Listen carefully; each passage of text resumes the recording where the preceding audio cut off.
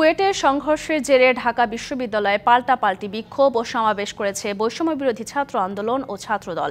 এ সময় বৈষম্যবিরোধী ছাত্র আন্দোলনের আহ্বায়ক হাসনাত আব্দুল্লাহ হুঁশিয়ারি দিয়ে বলেন, ক্যাডার পলিটিক্স করলে পরিণতি ছাত্রলীগের মতোই। অন্যদিকে ছাত্রদলের দাবি, সংঘর্ষে জড়িত তৃতীয় পক্ষ গোপনে নয় প্রকাশ্যে রাজনীতি করার আহ্বান জানান তারা।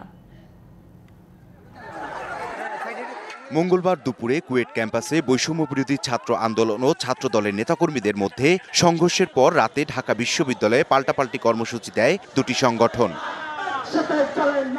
রাজু ভাস্কর্য থেকে বিক্ষোভ মিছিল শুরু করে ভিসি চত্বর ঘুরে রাজু ভাস্কর্যে ফিরে সমাবেশ করে বৈষম্যবিরোধী ছাত্র আন্দোলন। এ সময় সংগঠনটির নেতারা বলেন, ছাত্রলীগের মতো যারা ফ্যাসিবাদী আচরণ করবে দেশের মাটিতে তাদের ঠাঁই হবে না। আমাদের নারকীয় ছাত্রলীগ স্টাইলে যে ধরনের নির্যাতন হয়েছে, আমরা আপনাদেরকে সতর্ক করতে চাই।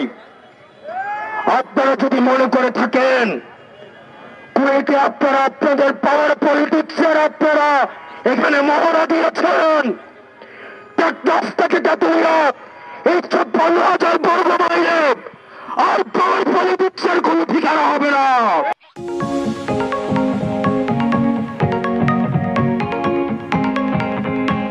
এদিকে বিশ্ববিদ্যালয়ের টিএসসি এলাকায় বিক্ষোভ মিছিল করে ছাত্রদলও।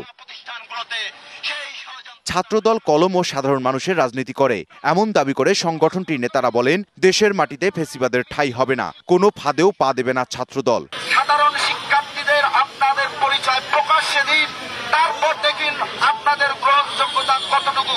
ওই রাতের অন্ধকারে ওই ফেসবুকের মাধ্যমে আমাদের ছাত্র নেতাদের চরিত্র হনন করে অসৎ উদ্দেশ্য হাসিল করতে গেলে প্রকৃত সাধারণ শিক্ষার্থীদের নিয়ে আপনাদের দাঁত ভাঙা জবাব দেওয়া হবে।